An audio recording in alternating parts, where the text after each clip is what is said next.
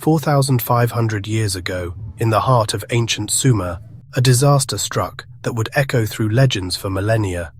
The air grows heavy over Uruk. There's this strange stillness that falls upon the bustling city streets.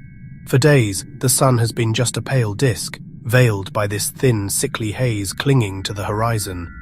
And now, something way more sinister starts to gather. Great, bruised clouds, the color of deep purple and slate grey, begin to boil in the west, rolling in from the vast desert plains. The wind, once a gentle breeze carrying the scent of irrigated fields and market spices, now howls through the narrow alleyways. It whips dust and dried leaves into these frantic spirals, stinging the eyes of the linen-clad citizens who stop and look up, their faces etched with a growing sense of dread. This is not a normal storm. The people of Uruk, they know the moods of the sky. But this is different. Flashes of lightning, silent and sharp, illuminate the scene in these stark, ghostly details. For a brief, terrifying moment, the city's monumental ziggurats and massive mud brick walls are thrown into sharp relief against the churning blackness. A deep rumble starts to vibrate through the very foundations of the city. It's a sound that feels ancient and primal, echoing not just in the ears, but in the chest. The priests in their high temples have seen the omens. The farmers in the fields have felt the strange, unsettling shifts in the river currents. It was a catastrophe of such immense scale that it would not only shatter the lives of a generation, but would also echo through legends and sacred texts for millennia to come. The gods, it seemed, were displeased, and their judgment was about to fall upon the greatest city on earth. Before the storm, Uruk was the world. It was a jewel gleaming in the Mesopotamian sun, a testament to human ingenuity and divine favor. Its walls, said to have been built by the legendary King Gilgamesh himself, stretched for miles across the plain, enclosing a thriving metropolis of nearly 80,000 souls. You would see bustling markets overflowing with copper from Anatolia, lapis lazuli from the mountains of the east, and fine timber from the cedar forests of Lebanon. A complex network of canals, shining like silver threads, crisscrosses the urban landscape and extends far out into the fertile plains. These waterways were the city's arteries.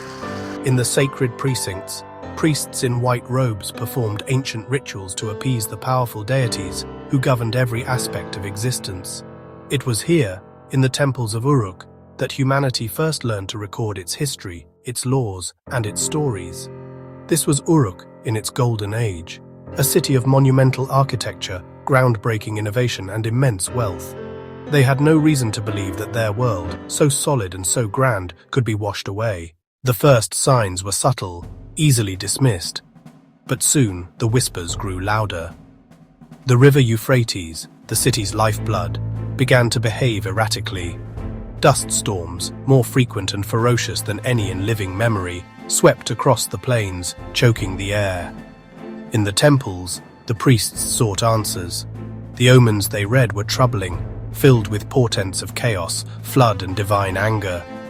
Whispers began to circulate through the city. Had the king failed in his duties? Had some great transgression been committed to so profoundly anger Enlil, the powerful god of wind, air, and storms? The oppressive calm was shattered by the arrival of the wind. This was a malevolent force, a physical manifestation of divine anger.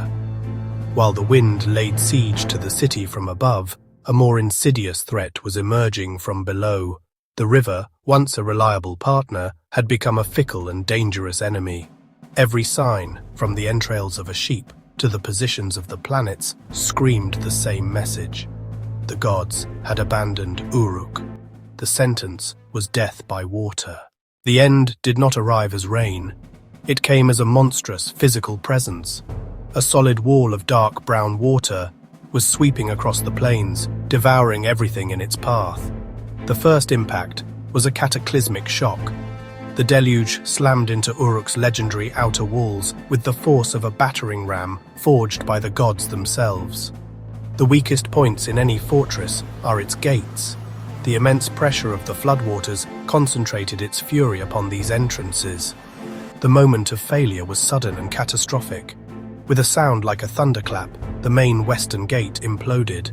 It was a fire hose of immense power, a concentrated jet of destruction that gouged a new, violent river through the city's streets. It slammed into the walls of homes, the sun-dried mud bricks dissolving almost instantly, causing entire buildings to collapse into the torrent. Panic, pure and primal, erupted. Families were torn apart in the churning currents. The city was no longer a sanctuary, it had become a trap. The water rose with terrifying speed. The organized, hierarchical society of Uruk just ceased to exist, replaced by a raw individual struggle for life.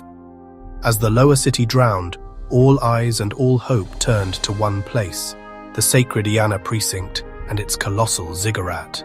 The wide, steep staircases that led up its face, once reserved for priests on sacred duties, were now swarmed by a desperate tide of humanity.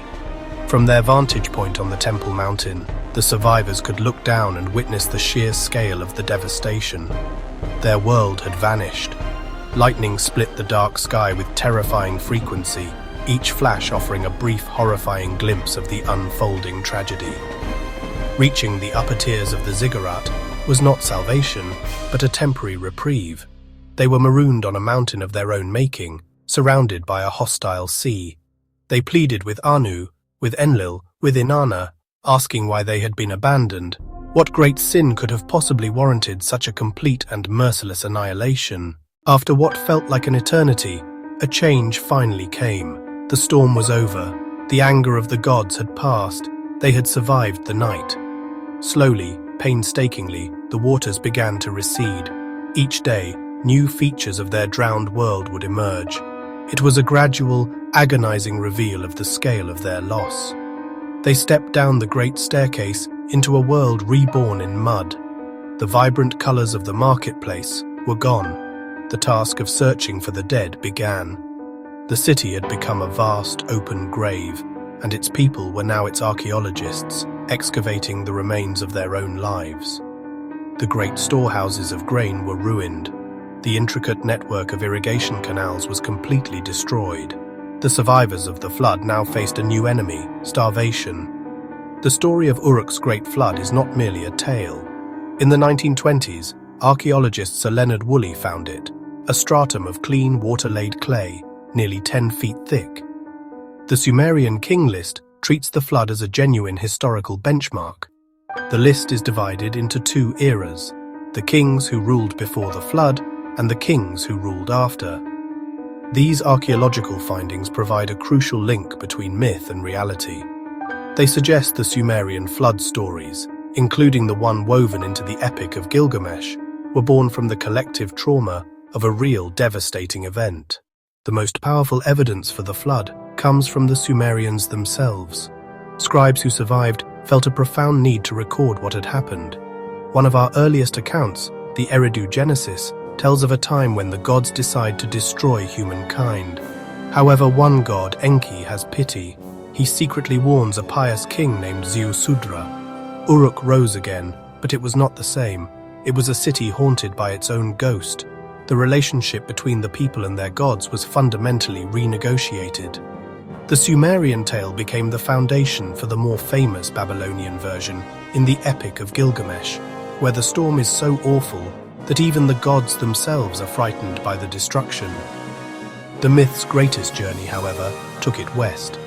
It is here that the story, carried by cultural currents over 1,000 years, found its most famous expression. The Hebrew scribes adapted this powerful narrative to fit their own monotheistic theology, becoming the story of Noah. The many gods of Mesopotamia were replaced by a single, all-powerful god, but the narrative echo is undeniable. Today, the ruins of Uruk lie quiet under the Iraqi sun, but the questions raised by its story still echo with a profound relevance. Was it truly the wrath of the gods, a calculated punishment, or was it, as modern science would suggest, a perfect storm of natural forces? For the people of Uruk, there was no difference. The wind was Enlil, the river was Enki. A catastrophic flood was, by its very definition, an act of divine judgment. The legacy of the Uruk flood endures as a powerful reminder of the fragility of civilization. It shows us how even the most advanced societies can be brought to their knees by forces beyond their control. Whether we call those forces the gods or climate change, the fundamental vulnerability remains the same. The tale of Uruk, whispered on clay tablets thousands of years ago, still speaks to us today. It reminds us that our own great cities, our own complex civilizations, are also built on foundations that may not be as solid as they appear.